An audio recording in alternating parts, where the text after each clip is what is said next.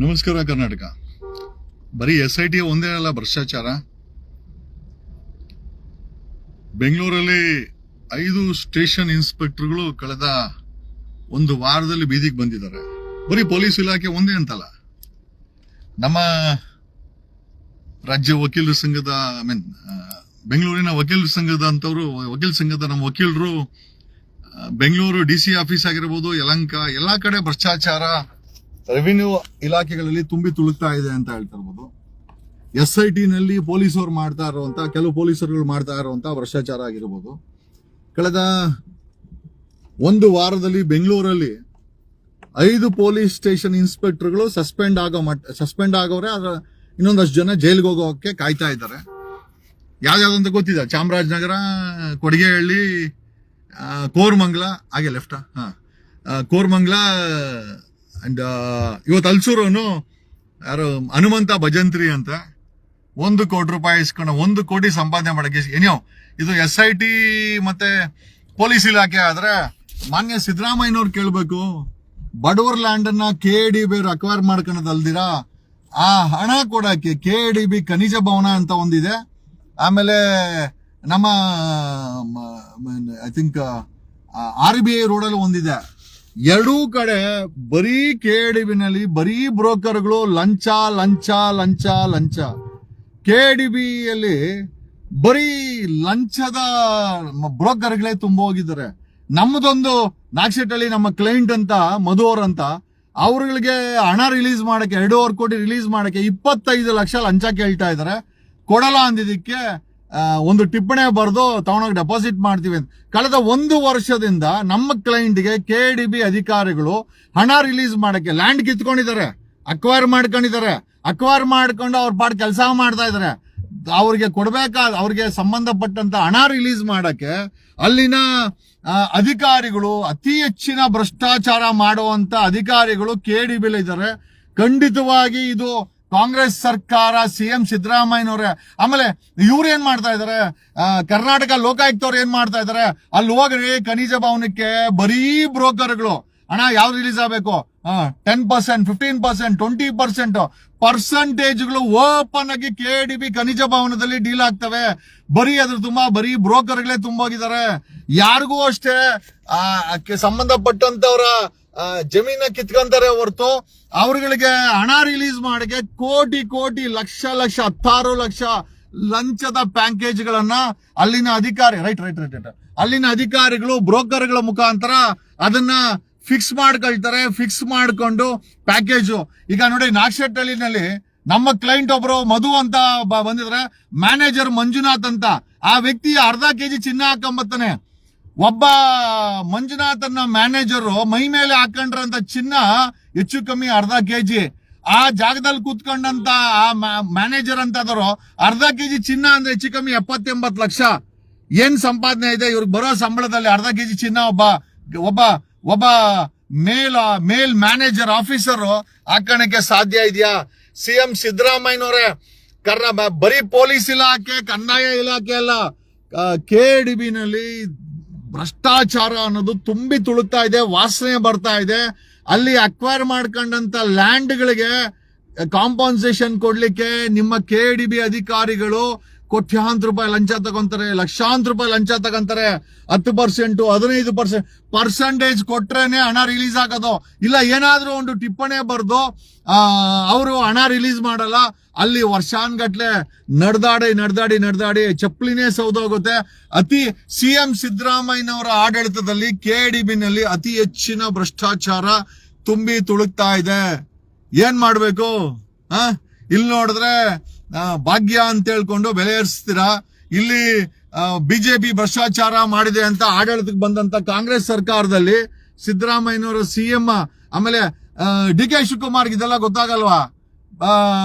Nut ಬಾಲ್ಟು KDBಗೆ ಯಾಕ್ರೆ tight ಮಾಡಕ್ಕಾಗಲ್ಲ ರೀ? DK Shivakumar, ನಿಮ್ ಕಣ್ಮುಂದೆ ಭ್ರಷ್ಟಾಚಾರ ನಡೀತಾ ಇದೆ. ಬೆಂಗಳೂರಿನ ಇನ್ಚಾರ್ಜ್ ನೀವ್ ಇನ್ಚಾರ್ಜ್ ಇರೋ ಬೆಂಗಳೂರಲ್ಲಿ KDB ನಲ್ಲಿ ಬ್ರೋಕರ್ಗಳು, ಪರ್ಸೆಂಟೇಜ್ಗಳವರು, ಅಧಿಕಾರಿಗಳು ಕೋಟಿ ಲೂಟಾಗಿ ಮಾಡ್ತಾರೆ. ರೈತರ ಜಮೀನ, ಸಾಮಾನ್ಯ ಜನರ ಜಮೀನುಗಳನ್ನ ಅಕ್ವೈರ್ ಮಾಡ್ಕೊಳೋದಲ್ದಿರ, ಅಕ್ವೈರ್ ಮಾಡ್ಕೊಂಡಿದ್ ಕೊಡೋ ದುಡ್ಡಿಗೆ ಲಕ್ಷಾಂತರ ರೂಪಾಯಿ ಪರ್ಸೆಂಟೇಜ್ ತಗೊಳ್ತಾರೆ. ಯಾಕೆ ಭ್ರಷ್ಟಾಚಾರ? ಯಾಕೆ KADB ನಲ್ಲಿ ಒಬ್ಬ ಅಧಿಕಾರಿ ಮಂಜುನಾಥ್ ಅಂತೆ, ಮ್ಯಾನೇಜರ್ ಮಂಜುನಾಥ್ ಹೆಚ್ಚು ಕಡಿಮೆ ಅರ್ಧ ಕೆಜಿ ಚಿನ್ನ ಹಾಕೊಂಡಿದ್ದಾನೆ. ಬೆಂಗಳೂರಿನ ಇನ್ಚಾರ್ಜ್ DK ಶಿವಕುಮಾರ್, ಕೇಳಿಸ್ಕೊಳ್ರಿ, ನೀವ್ ಇನ್ಚಾರ್ಜ್ ಆಗಿರೋ ಬೆಂಗಳೂರಲ್ಲಿ BBMPದು ಸ್ಕ್ಯಾಮು, ಕಸಾವರ್ ಸ್ಕ್ಯಾಮು, ನೀರೋರ್ ಸ್ಕ್ಯಾಮು, ಹಾಲಿನ ಸ್ಕ್ಯಾಮು, ಜನರು ಓಡಾಡೋ transport scam, auto scam, police ಅವ್ರ ಸ್ಕ್ಯಾಮು. ಬೆಂಗಳೂರು ಇನ್ಚಾರ್ಜ್ ಆಗಿರೋ ಬೆಂಗಳೂರಲ್ಲಿ DK ಶಿವಕುಮಾರ್ ಇನ್ಚಾರ್ಜ್ ಆಗೋ ಬೆಂಗಳೂರಲ್ಲಿ 5 ಜನ ಇನ್ಸ್ಪೆಕ್ಟರ್ಗಳು ಸಿಕ್ಕಾಕೊಂಡಿದ್ದಾರೆ.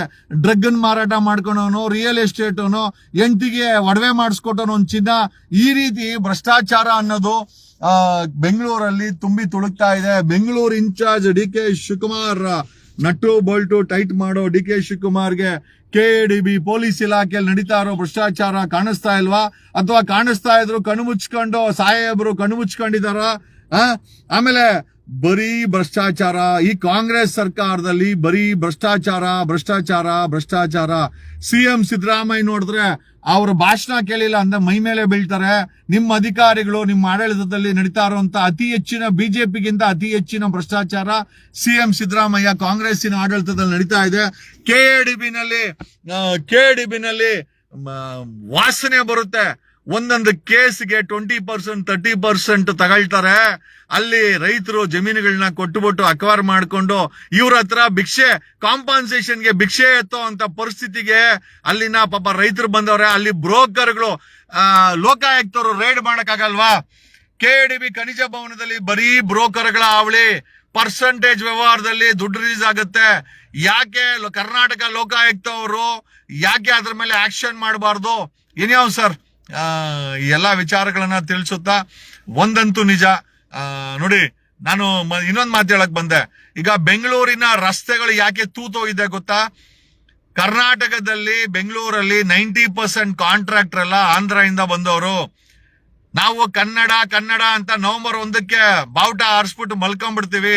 ಇಡೀ ಕರ್ನಾಟಕದಲ್ಲಿ ಡೆವಲಪ್ಮೆಂಟ್ ವರ್ಕ್ಗಳ 1000 ಕೋಟಿ ಹಣನ ಆಂಧ್ರ ಕಾಂಟ್ರಾಕ್ಟರ್ಗಳು ಬಂದಿಲ್ಲಿ ಕೆಲಸ ಮಾಡಿ, ಕಳಪೆ ಕೆಲಸ ಮಾಡಿ, ತೂತಿರೋ ರೋಡ್ ಮಾಡಿ, ಬಿದ್ದೋಗೋ ಬ್ರಿಡ್ಜ್ಗಳು, ತೂತಿರೋ ರೋಡ್ಗಳನ್ನ ಮಾಡಿ, ಕೋಟ್ಯಾಂತರ ರೂಪಾಯಿ ಹಣ ತಗೊಂಡು ಒಂದು 40% 50% ಕಮಿಷನ್ ಕೊಟ್ಟು ಓಡೋಗ್ತಾರೆ. ಕನ್ನಡಿಗರು ಕಾಂಟ್ರಾಕ್ಟರ್ ಆಗ್ಬೇಕು. ನಾವು ಕನ್ನಡ ಸಂಘಟನೆಗಳಲ್ಲಿ ಕೇಳೋದೇನು ಅಂತಂದ್ರೆ, ನೀವುಗಳು ಕಾಂಟ್ರಾಕ್ಟ್ ಲೈಸೆನ್ಸ್ ಮಾಡಿಸ್ಕೊಳ್ಳಿ. BBMP ಕಾಂಟ್ರಾಕ್ಟರ್ಗಳನ್ನ ಆಂಧ್ರ ಹೋದವ್ರು ಯಾಕೆ ಕೊಡ್ತೀರಾ? ಕರ್ನಾಟಕದಲ್ಲಿ 90% ಕಾಂಟ್ರಾಕ್ಟರ್ ಎಲ್ಲ ಆಂಧ್ರದಿಂದ ಬಂದು ಕೆಲಸ ಮಾಡ್ತಾರೆ. ಟ್ಯಾಕ್ಸ್ ನಮ್ದು, ಕರ್ನಾಟಕ ನಮ್ದು. ಕೆಲಸ ಮಾಡೋ ಕಾಂಟ್ರಾಕ್ಟರ್ ಮಾತ್ರ ಆಂಧ್ರವನು. ಕನ್ನಡ ಪರ ಸಂಘಟನೆಗಳು ಒಂದಷ್ಟು ಕಾಂಟ್ರಾಕ್ಟ್ ದಾರಗಳನ್ನ ಯಾಕೆ ಹುಟ್ಟಾಕಬಾರ್ದು? ನಾನೇನೋ ರೈಲ್ವೇದಲ್ಲಿ ಮಾತ್ರ ಪ್ರವೀಣ್ ಶೆಟ್ಟಿ ಅವ್ರೇನೋ ಒಂದಷ್ಟು ಜನ ಅವ್ರಿಗೆ ಬೇಕಾದವ್ರನ್ನ ರೈಲ್ವೆ ಕಾಂಟ್ರಾಕ್ಟ್ ಕೊಡಿಸ್ತಾರೆ ಅಂತ ಕೇಳ್ಪಟ್ಟೆ. Why not in BBMP? ಕರ್ನಾಟಕದಲ್ಲಿ ಕನ್ನಡಿಗರು ಯಾವತ್ ಕಾಂಟ್ರಾಕ್ಟರ್ ಆಗೋದು? ಯಾಕೆ ಈ ಆಂಧ್ರ ಕಾಂಟ್ರಾಕ್ಟರ್ಗಳು ಇಲ್ಲಿ ಬಂದು ತಿಂದು? ಏನಕ್ಕೆ ಆಂಧ್ರ ಕಾಂಟ್ರಾಕ್ಟರ್ಗಳು ಅಂತಂದ್ರೆ, ಬಾಯಿ ಮುಚ್ಕೊಂಡು ಮಿನಿಸ್ಟರ್ಗಳಿಗೆ MLAಗಳಿಗೆ ಕಮಿಷನ್ ಕೊಟ್ಟು ಕೆಲಸ ತಗೊಂಡು ಕಿತ್ತೋಗಿರೋ ರೋಡ್ಗಳನ್ನ, ಕಿತ್ತೋಗಿರೋ ಕೆಲಸಗಳನ್ನ ಮಾಡು, ಕಳಪೆ ಕೆಲಸಗಳನ್ನ ಮಾಡ್ಬಿಟ್ಟು ಓಡೋಗ್ತಾರೆ. ಅದಕ್ಕೋಸ್ಕರ ಆಂಧ್ರ ಕಾಂಟ್ರಾಕ್ಟರ್ಗಳು ಬೆಂಗಳೂರಲ್ಲಿ ಫೇಮಸ್ ಆಗ್ಬಿಟ್ಟವ್ರೆ, ಕರ್ನಾಟಕದಲ್ಲಿ ಫೇಮಸ್ ಆಗ್ಬಿಟ್ಟವ್ರೆ. ಕನ್ನಡಿಗರು ಕಾಂಟ್ರಾಕ್ಟರ್ ಆಗ್ಬೇಕು, ಅದು ಕೋಟ್ಯಾಂತರ ರೂಪಾಯಿ ಕೆಲಸ. ಆಂಧ್ರ ಕಾಂಟ್ರಾಕ್ಟರ್ಗಳು ಯಾಕೆ ತಿನ್ಬೇಕು? ನೀವ್ ಯಾಕೆ ಕನ್ನಡಿಗರೇ ಕಾಂಟ್ರಾಕ್ಟರ್ ಆಗಿ ಆ ಕೆಲಸವನ್ನ ಮಾಡಿ, ಗುಂಡಿ ಇಲ್ದಿರೋ ಕೆಲಸಗಳನ್ನ ಮಾಡಿ, ಕಳಪೆ ಇಲ್ದಿರೋ ಕೆಲಸಗಳನ್ನ ಮಾಡಿ, ಯಾಕೆ ಬೆಂಗಳೂರನ್ನ, ಕರ್ನಾಟಕವನ್ನ ಕನ್ನಡಿಗರು ಯಾಕೆ ಸಮೃದ್ಧಿ ಮಾಡಬಾರ್ದು? ಈ ಒಂದು ಪ್ರಶ್ನೆಯನ್ನ ಕೇಳುತ್ತಾ, ಬರೀ ಸಂಘಟನೆ ಅಂತಂದ್ರೆ ನವೆಂಬರ್ 1ಕ್ಕೆ ಬಾವುಟ ಹಾರಿಸ್ಬಿಟ್ಟು ಓಡೋಬಿಡೋದಲ್ಲ. ಖಂಡಿತವಾಗಿ ಅಭಿವೃದ್ಧಿನಲ್ಲೂ ಕೂಡ, ಮತ್ತೆ ಸಾಮಾಜಿಕವಾಗಿ ಇರ್ಬೋದು, ಆರ್ಥಿಕವಾಗಿ ಆಗ್ಬಾರ್ದು, ಕನ್ನಡಿಗರು ಮುಂದೆ ಬರಬೇಕು. ಯಾಕೆ BBMP ಕೆಲಸಗಳನ್ನ ಕನ್ನಡಿಗರು ಕಾಂಟ್ರಾಕ್ಟ್ ಚಲೋ ಯಾಕೆ ಮಾಡಬಾರ್ದು? ಈ ಒಂದು ಪ್ರಶ್ನೆ ನೀಡುತ್ತಾ, ಕನ್ನಡದ ಕಣ್ಮಣಿಗಳು, ಕನ್ನಡದ ಹೋರಾಟಗಾರರು, ಕನ್ನಡ ಒಕ್ಕೂಟಗಳು, ಕನ್ನಡದ ಆರ್ಗನೈಸೇಷನ್ಗಳು ಇನ್ಮುಂದೆ ಆದ್ರೂ ಕಾಂಟ್ರಾಕ್ಟರ್ಗಳನ್ನ ಹುಟ್ಟಾಕಿ, ಯಾವನೋ ಆಂಧ್ರ ಅವನು ಬಂದು ಕಳಪೆ ಕಾಮಗಾರಿ ಮಾಡಿ, ಕಳಪೆ ರೋಡನ್ನ ಮಾಡಿ, ತೂತಿರೋ ರೋಡನ್ನ ಮಾಡಿ ಓಡೋಗ್ತಾನೆ, ಕಮಿಷನ್ ಕೊಟ್ಟು. ನೀವುಗಳು ಯಾಕೆ ಕಾಂಟ್ರಾಕ್ಟರ್ ಆಗ್ಬಾರ್ದು? ನಾನ್ CM ಆದ್ರೆ ಖಂಡಿತವಾಗಿ ನಿಮ್ಗೆ ಉತ್ತೇಜನ ಕೊಟ್ಟು ನಮ್ಮ ಕರ್ನಾಟಕದಲ್ಲಿರುವಂತ ಕನ್ನಡಿಗರೇ ಕಾಂಟ್ರಾಕ್ಟ್ ಆಗ್ಬೇಕು, ಆ ರೀತಿ ಉತ್ತೇಜನವನ್ನ ಸಹಕಾರವನ್ನ ಕೊಡ್ತೀವಿ. ಅಲ್ಲಿವರೆಗಾದ್ರು ಒಂದಷ್ಟು ಜನ ಕನ್ನಡಿಗರು ಕಾಂಟ್ರಾಕ್ಟರ್ಸ್ ಆಗ್ಬೇಕು. ಕರ್ನಾಟಕದ ಕೆಲಸಗಳನ್ನ ನೀವೇ ಮಾಡಬೇಕು. ಕಿತ್ತೋಗಿರೋ ಕಳಪೆ ಕೆಲಸಗಳನ್ನ ಮಾಡಿ ಕೋಟ್ಯಾಂತರ ರೂಪಾಯಿ ದುಡ್ಡು ತಗೊಂಡು ಓಡೋಗೋ ಅಂತ ಆಂಧ್ರ ಕಾಂಟ್ರಾಕ್ಟರ್ಗಳಿಗೆ ಧಿಕ್ಕಾರವಿರಲಿ, ಕನ್ನಡಿಗ ಕಾಂಟ್ರಾಕ್ಟರ್ಗೆ ಸ್ವಾಗತ ಇರಲಿ ಅಂತ ಹೇಳ್ತಾ ಈ ಲೈವ್ ನ ಮುಗಿಸ್ತಾ ಇದ್ದೀನಿ. Thanks a lot, love you all. 25ನೇ ತಾರೀಕು ಸೌಜನ್ಯ ಹೋರಾಟ, ಧರ್ಮಸ್ಥಳದ ವಿರುದ್ಧ ಹೋರಾಟ. ಅತಿ ಹೆಚ್ಚಿನ ಜನರನ್ನ ಫ್ರೀಡಂ ಪಾರ್ಕ್ ಅಲ್ಲಿ ನೋಡಕ್ಕೆ ನಾವೆಲ್ಲ ಇಷ್ಟಪಡ್ತೀವಿ. ದಯಮಾಡಿ ನಿಮ್ಮನೆ ಮಗಳು, ನಿಮ್ಮನೆ ಹೆಣ್ಮಕ್ಳಿಗೋಸ್ಕರ ಏನಾದ್ರೂ ನೀವು ಫ್ರೀಡಂ ಪಾರ್ಕ್ ಅಲ್ಲಿ ಒಂದು ಮಧ್ಯಾಹ್ನ ರಜಾ ಹಾಕಿ ನೀವುಗಳು ಫ್ರೀಡಂ ಪಾರ್ಕ್ಗೆ ಬರಬೇಕು, ಅಲ್ಲಿ ಶಕ್ತಿಯನ್ನ ತುಂಬಬೇಕು. ಬರೀ ಫೇಸ್ಬುಕ್ ಅಲ್ಲ, ಅರ್ಧ ದಿನ ಈ ಒಂದು ಹೋರಾಟಕ್ಕೋಸ್ಕರ ತಾವುಗಳು 25ನೇ ತಾರೀಕು, ಈ ತಿಂಗಳು 25ನೇ ತಾರೀಕು ನೀವುಗಳು ಫ್ರೀಡಂ ಪಾರ್ಕ್ಗೆ ಬರಬೇಕು. ಅಲ್ಲಿ ಕೈ ಜೋಡಿಸ್ಬೇಕು, ಸರ್ಕಾರವನ್ನ ನಡಗಿಸ್ಬೇಕು, ಪೊಲೀಸ್ ಇಲಾಖೆಗೆ ಎಚ್ಚರ ಗಂಟೆನ ಕೊಡಬೇಕು. ಕೊಲೆ ಮಾಡಿರೋರ್ಗೆ ನಿಮ್ಮನ್ನ ಜೈಲು ಕಳಿಸ್ತೀವಿ ಕಣೋ, ಯಾವ ಕೊಲೆಗಾರ ನಮ್ಮನ್ನ ಮುಟ್ಟಕ್ ಆಗಲ್ಲ ಅಂತ ಸ್ಟೇಟ್ಮೆಂಟ್ ಕೊಟ್ಟಿದ್ದಾನೆ ನಿನ್ನನ್ನ ಜೈಲು ಕಳಿಸ್ತೀವಿ ಅಂತ ಹೇಳಿ ನಾವೆಲ್ಲ ಒಗ್ಗಟ್ಟಾಗ್ಬೇಕು ಅಂತ ಹೇಳುತ್ತಾ ವಿಡಿಯೋನ ಮುಗಿಸ್ತಾ ಇದ್ದೀನಿ. Thanks a lot, love you all.